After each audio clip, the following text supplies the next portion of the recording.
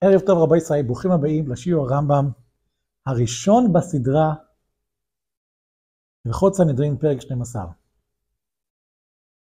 אנחנו בעזרת השם הולכים ללמוד רמב"ם יומי, תקנה של הרבה, מסלול של פרק 1. כידוע שזה אחד המסלולים שהרבה בחר. טוב, ניכנס לעניין. היה לפני זמן קצר, נראה לי אולי לפני שנה או משהו כזה, היה איזה פיגוע בירושלים, שנשמרינו, לא עלינו, היה שם ירי של מחבל, ותוך כדי הגיעו חבר'ה לעזור, הגיעו כל מיני חבר'ה, היה שם איזה חייל, באנגלית קוראים לזה off duty, חייל לא במשמרת, אבל הוא סיים משמרת והיה עליו נשק, והוא ראה את המחבל, ראה מה שקורה, והוא פתח את הנשק, וירה. ומה שהוא לא ידע זה שהוא יורה על מישהו שבעצם הוא היה יהודי, שגם כן היה לו נשק, והוא ירה במחבל. הוא טעה, הוא רק הגיע באמצע הסיפור, הוא טעה, הוא חושב שזה המחבל, הוא ירה בו. אני לא זוכר מה הפרטים, הוא הרג אותו, או שהוא רק הזיק לו, אבל שמשמור שלא יקרה כאלה דברים אף פעם. אבל בכל אופן, אולי זה קשור קצת למה שאנחנו יודעים פה. בוא נראה. כיצד דונים דין נפשות? איך בייס דין דנים דיני נפשות? כן? כשבו עדים לבית דין ורואים, ראינו פלוני זה שעבר עבירה פלונית, כן? אם באים עדים ורואים מישהו שעבר עבירה, שחייב למיסה. חילל שבס, הוא היה רצח, עובד אזורי, כל מיני דברים. אז בייס דין אומרים להם, מכירים אתם אותו, התראיתם בו, אתם מכירים אותו? אתם יודעים מי הבן אדם שאתם מעידים עליו בכלל? כאילו, האם אתם מכירים אותו? אולי, לא יודע מה, היה אחד, מישהו ברחוב עם חולצה כחולה שעשה משהו, פתאום ראית עוד פעם את אותו אחד, זהו, אולי זה מישהו אחר לגמרי. אם אתם מכירים אותו, לא מכירים אותם מהישיבה, לא יודע, יש לכם מכירות, אין תעודת זהות, אתם יודעים מי אתם מעידים? אוי ובוי, מישהו מכיר רוצח מהישיבה, אבל צריכים להכיר במי מדובר, שלא יתבלבלו בין הזהויות. כן, כל לפעמים שאנשים מתבלבלים, או ככה או ככה.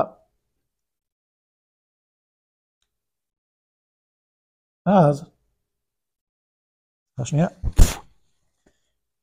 אז אם אמר, כן, פה מסבירים, מה זה אם לא, הנוסח פה ברם זה אם אמר, אבל באמת זה, פה מסבירים שזה אם אמרו, כי זה שני עדים, צריך להיות שניים, כן? אם אומרים לנו מכירים אותו, או שלא מכירים אותו, או נסתפק לנו, או שלא יתרו בו, הרי זה פטור. אם אומרים, ראינו, היה איזה אירוע, ראינו באירוע, וראינו. אבל מישהו רצח, מישהו עשה משהו לא טוב, אתם התראיתם? אתם בטוחים 100% שזה מה שקרה? אם אומרים שלא בטוחים 100% או שלא נתנו התראה, אז זה לא נחשב. אז הנאשם, כביכול, פטור לגמרי. כן? זה פרק א', פרק ב'. אחד תמיד חכם ואחד עם הארץ צריך התראה. לא משנה מי שלא יהיה, אם זה תמיד חכם או עם הארץ, תמיד צריך התראה. תגיד, תמיד חכם, הוא יודע הכל, למה צריך לתת לו התראה? אומר הרמב"ם שלא ניתנה התראה, אלא להבחין בין שוגג למזיד. הסיבה של ההתראה זה לא בכמה אתה יודע. הסיבה של ההתראה זה בעצם להגיד לנו, לבדוק האם האדם הזה הוא ערני למה שהוא עושה. הוא שם לב. אם הוא עושה את זה בכוונה. או לא עושה את זה בכוונה. שמשוגג היה. אולי הוא חילל שבת, אולי הוא עשה משהו, והוא חשב שהוא עושה משהו שמותר, אבל הוא לא שם לב. כן, יש איזה למשל דוגמה בגמרא, נראה לי בסרס מקס, שמישהו התכוון להרוג גוי והוא הרג יהודי, מישהו התכוון לראות על בהמה והוא הרג בן אדם. יש כל מיני מקרים, יכול להיות שהוא שוגג. כן? אז לכן חייבים להתרות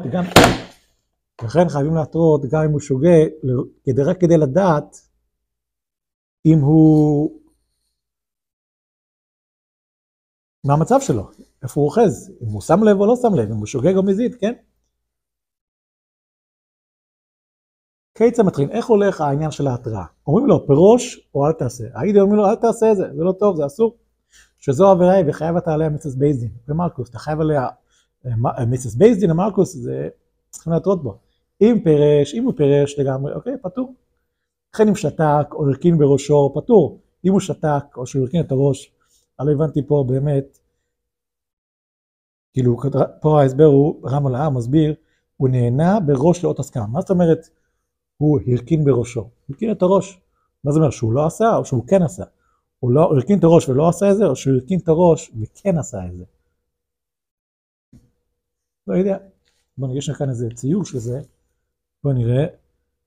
בדיוק המחשב לא עובד פה, אז ננסה לדבר איך הטלפון. פה יש כאן 3 מצבים. Only intent after warning matters. I already knew.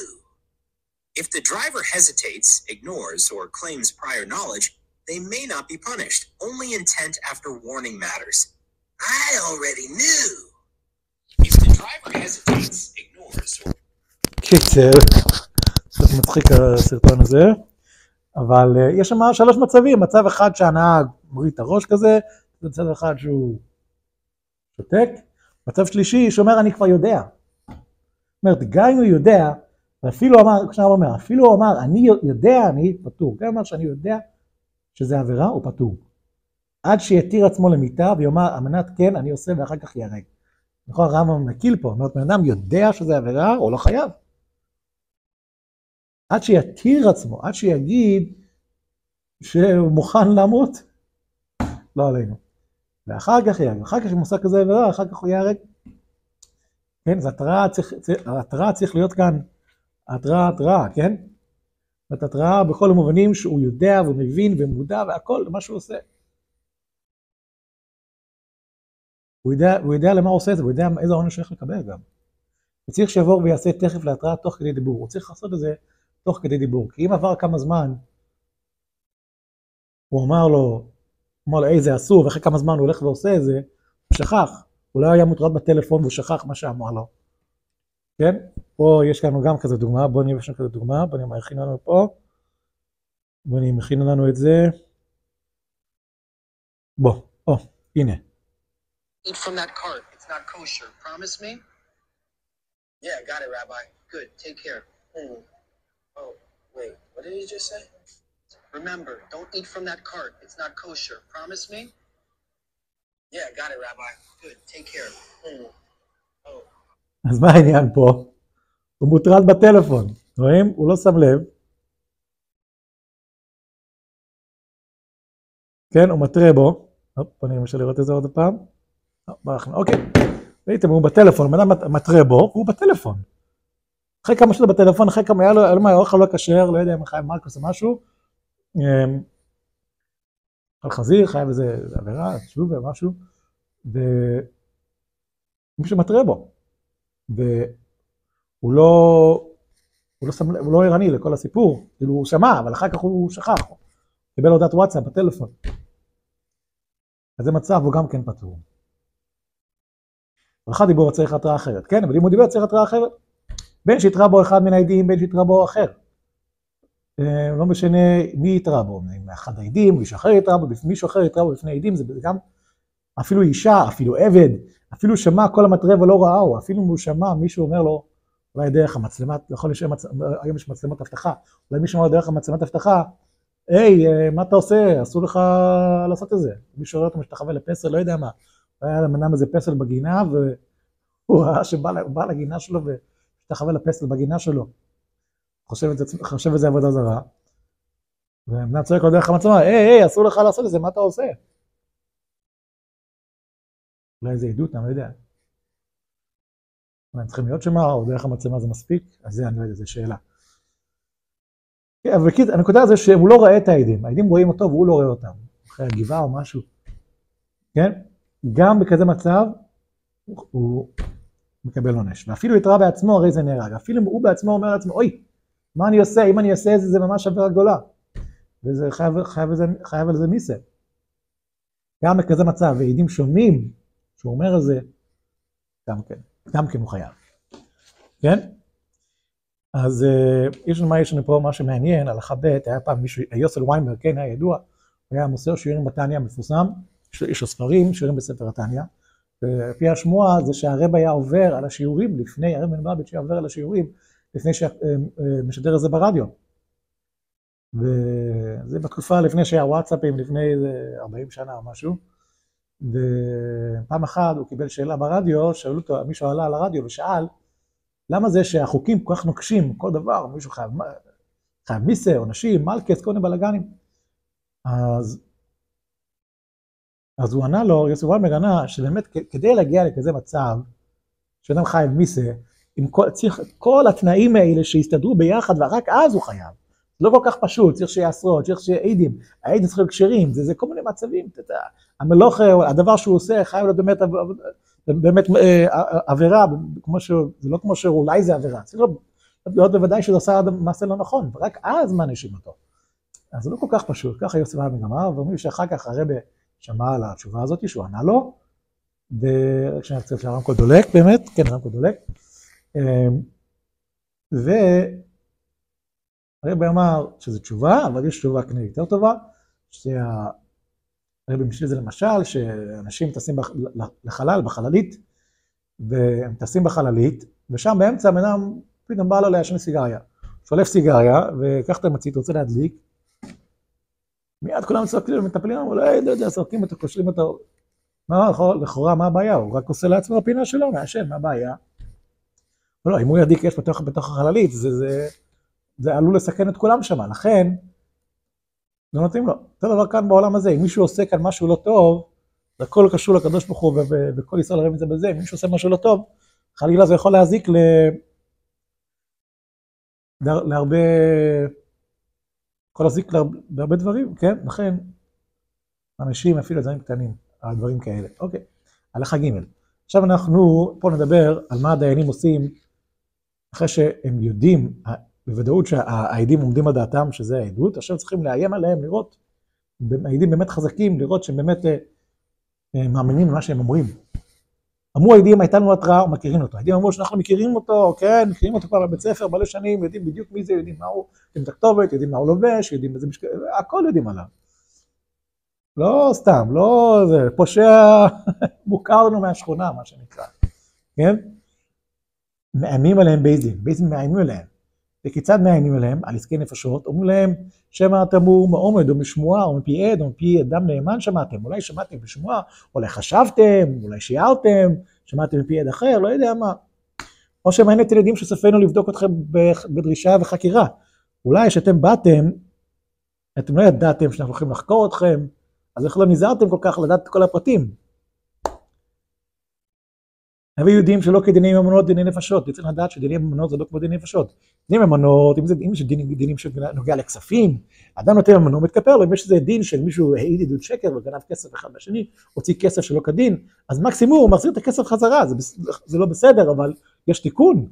אבל דיני נפשות, דמו ודם זרות, תלויים בו עד סוף כל העולם. אבל דיני נפשות, זה מזיק לכל הדורות. שהרי בקין נאמר, כל דמי עמך אחיך צועקים, דמו ודם צרעו. כן, זה הדם של כן, שמה שהבנים שלו יכלו לצאת, אחריו, אין, כל הזרע, כל משפחה היה, אתה פירקת את כל הגרעין, מה שנקרא, כן? לפיכך נברא אדם יחידי בעולם, למד שכל מאבד נפש אחת מן העולם, מלין עליו כאילו איבד עולם מלא. לכן, כל בן אדם הוא עולם מלוא, שאם מישהו מאבד עולם אחד, בן אדם אחד, זה כאילו יש מאבד את כל העולם. כן? אז מלין עליו כתוב, כאילו הוא איבד עולם מלא. בכל המקיים נפש אחת בעולם, מלין עליו כאילו קיים עולם מלא. מי שמקיים בן אדם אחד, אז מעלים עליו כאילו שהוא קיים עולם מלא. כן? כי בן אדם כל כך חשוב, שהוא בן אדם אחד, יש את הפוטנציאל להביא אלפי ילדים במשך הדורות. דורות אגבי דורות. כן? זה משהו, זה... או לכאורה בן אדם אחד שמביא מיליונים, כן? הרי כל באי העולם בצורת האדם הראשון הם נבראו, ואין פני כל אחד מהם לפני חברו. למה הקדוש ברוך הוא ברא? כמו שכתוב יש את האמרה המפורסמת, כשם שאין דיותיהן, הם דומות כך אין פרצופיהם שונים, משהו כזה, הפוך. כשאין פרצופיהם שם וכך אין דיותיהם שם, כן? האנשים, כל אחד הוא נברא שונה, כדי ללמד אותך שמכל אחד יכול לברוא עולם שלם, כן?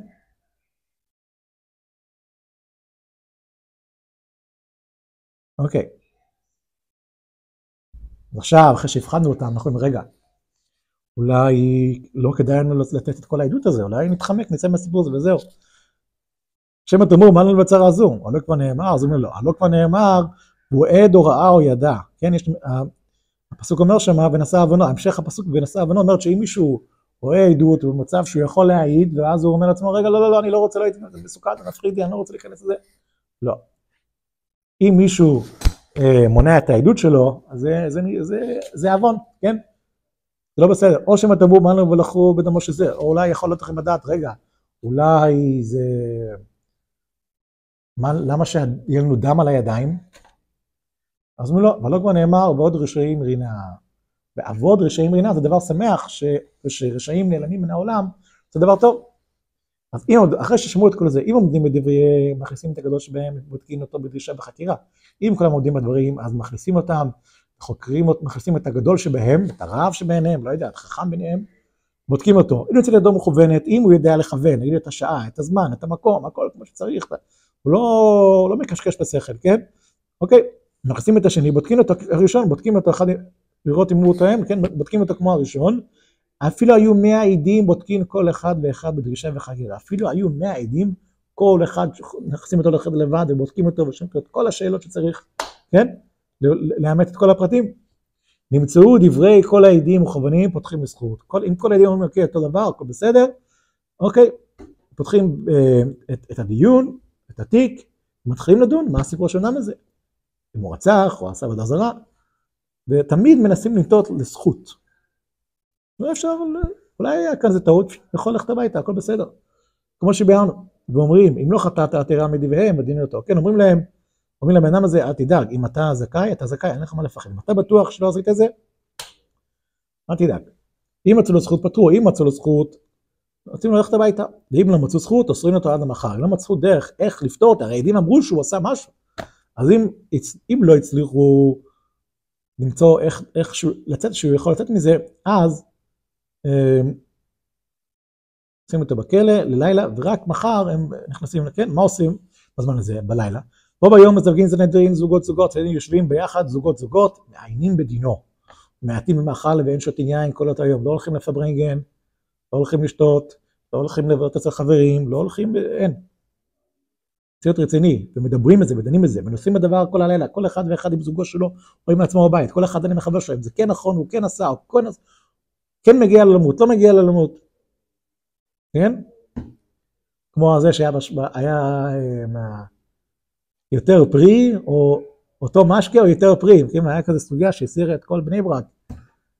אותו משקה, או יותר פרי, או אותו משקה. כן? אז... ולמחרת משקיעים לבייסדין, למחרת כולם באים לבייסדין, המזכה אומר, זה שאמר שהוא זכאי, יש כל מיני דעות, אומר, אני מזכה, אני במקומי, אני מזכה, דיין אחד אומר, אני מזכה, אני פה אומר, אני אומר לדעתי שהוא זכאי, המחייב אומר, המחייב אני במקומי, אני חזרתי בי ואני מזכה. הדיין אחר יכול להגיד, רגע, אתמול אני אמרתי שהוא חייב, היום אני אומר שהוא פטור, הגעתי למסקנה אחרת, בסדר? אם טוב בדבר ולא ידעו מי הם שחייבו, או זיכו מטעם אחד שאינם נחשבים אלא כאחד, כמו שביארנו.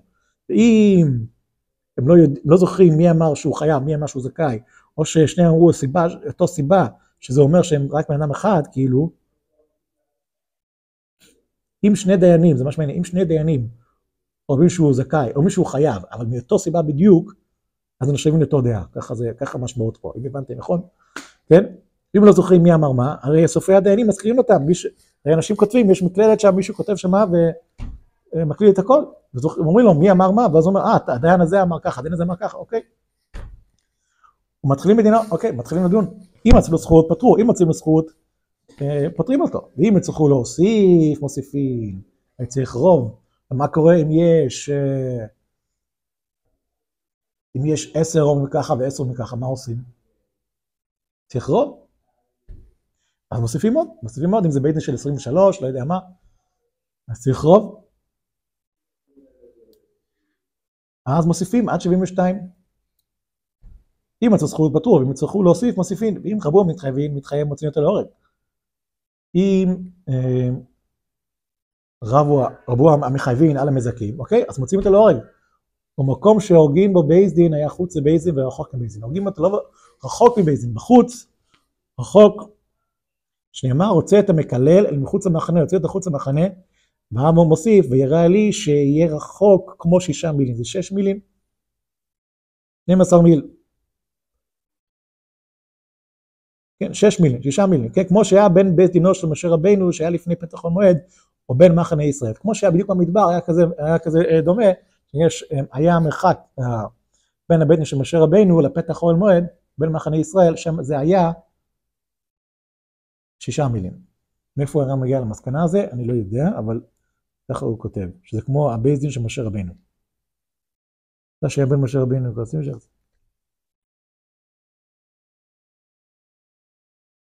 בערך 6 מילים. אוקיי. מי שגמר דינו, אין משין אותו, אלא ייהרג ביומו. כן? מי שגמר דינו, הורגים אותו מיד. אפילו הייתה עוברה, אפילו הייתה עוברת, אין ממתינה עד שתלד, לא מחכים שתלד, מכים אותו כנגד בית ההריון, עד שימות תבלד תחילה. קודם כל צריך להרוג את תבלד, ואחר כך, כן, אחר כך את האישה. אבל אם ישבה על המשבר, אם היא כבר הדרך ללדת ממש, ממתינים לה עד שתלד, מחכים לה עד שתלד, וכל אישה שתיהרג מותר ליהנות בשערה, ואם אישה נהרגה, מותר ליהנות מהשיער שלה, כי השיער זה לא נחשב חלק מהגוף, לכן מותר ליהנות. סתם ככה אסור ליהנות ממה שמספיק הורגים, כן? אבל השיער זה לא נחשב חלק מהגוף, אז אפשר ליהנות מהשיער. הלכה האחרונה, מי שיצא להרג והיה זבחו זבוח, מי שיצא היה דין שלו להרג, והיה לו קורבן, הוא כבר הגיע לו קורבן, כבר היה מוכן, היה לו קורבן, הכל. הם הורגים אותו, כי הכהן כבר שחט את הקורבן, הורגים אותו עד שמזינים להם, שזורקים את הדם על המזבח, בדם החטא או העושם, ואז הורגים אותו. כן?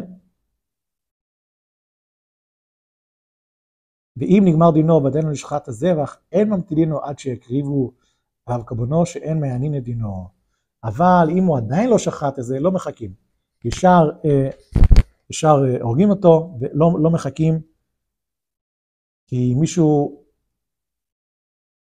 מישהו עכשיו עשה עבירה, מה עכשיו יתספר על עבירה שעשה אתמול, עכשיו עושה עבירה שצריך למות, אז זהו. קיצר, זה ההלכה, פרק י"ב, זאת השם, מחר נמשיך פרק י"ג. חזק וברוך. לילה טוב.